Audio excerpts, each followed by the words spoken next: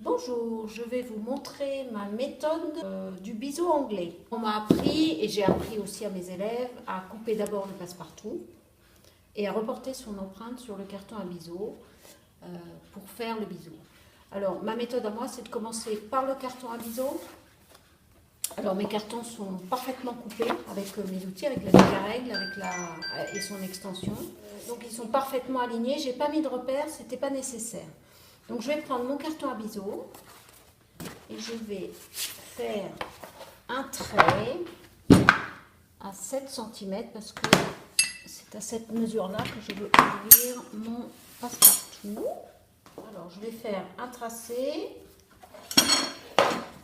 à 7 avec ma déca-règle qui va me donner les contours de mon ouverture.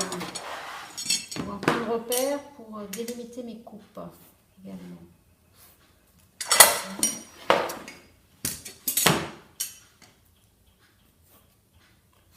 Voilà. Donc, je vais mettre mon tapis de coupe pour pas abîmer le tapis de coupe. Et là, donc je vais ouvrir à 7. Donc je vais faire 7 plus 2, 5. Ça fait 9, 5. Et donc je vais mettre mes 5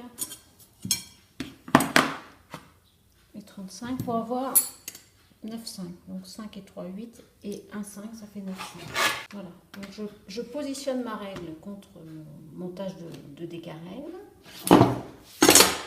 Et là, je vais couper. Donc je dépasse de mes traits, enfin de ces traits-là, pour que le carton puisse se désolidariser facilement.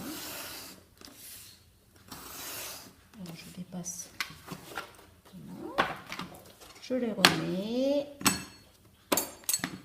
de manière identique.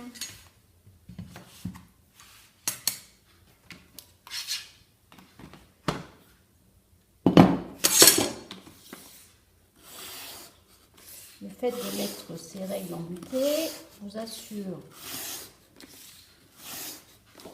des coupes bien droites, bien nettes et une valeur de passe-partout exacte de partout.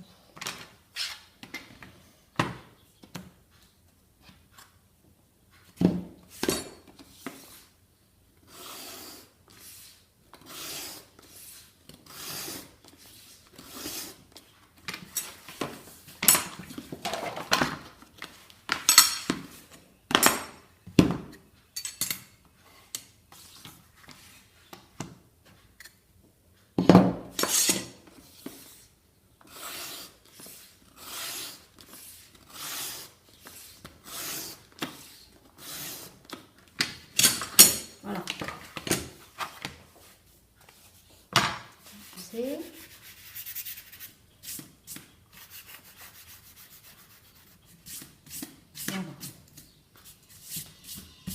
Voilà. Donc j'ai ouvert mon carton à biseau. Il me reste maintenant à prendre la mesure de mon passe-partout et je vais ouvrir ma cartonnette à cette mesure. Donc je mesure ce qui me reste entre le bord de mon carton et le bord de mon biseau. J'ai très exactement 6,6 cm. Je vais ouvrir ma cartonnette à 6,5 de façon à laisser un petit espace pour pouvoir emborder ma cartonnette et que au final tout soit exact. Voilà, donc je vais ouvrir ma cartonnette. Alors, comme tout à l'heure, je vais donc prendre la réglette de 5 et de 15 pour avoir mes 6,5. Et comme tout à l'heure, je vais marquer mes angles et les croiser pour avoir un repère de coupe.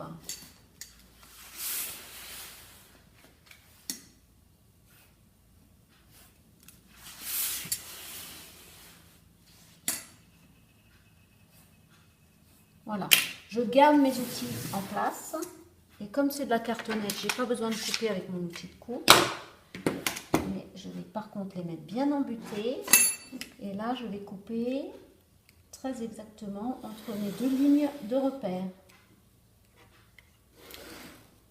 Comme ça.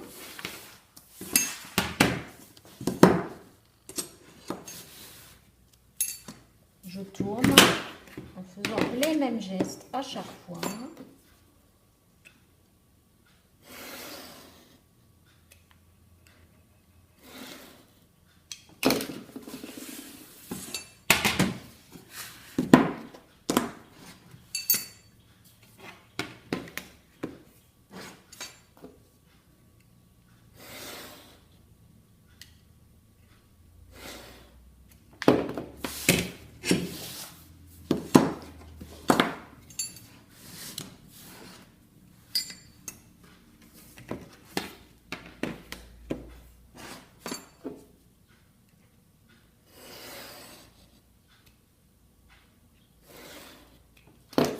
Voilà.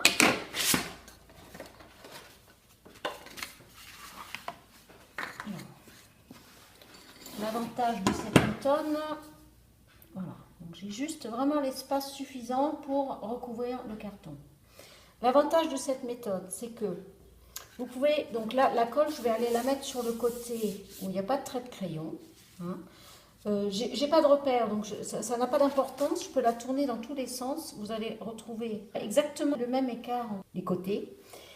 L'autre avantage, c'est que si jamais vous abîmez cette cartonnette, vous avez par exemple une tache de colle qui vient se mettre dessus alors que vous venez de la recouvrir, c'est pas un problème. Vous reprenez les outils pour recouper une cartonnette et recouper l'intérieur. Vous pouvez en faire autant que vous voulez, alors qu'avant, avec les repères, c'était très difficile de reconstituer une cartonnette.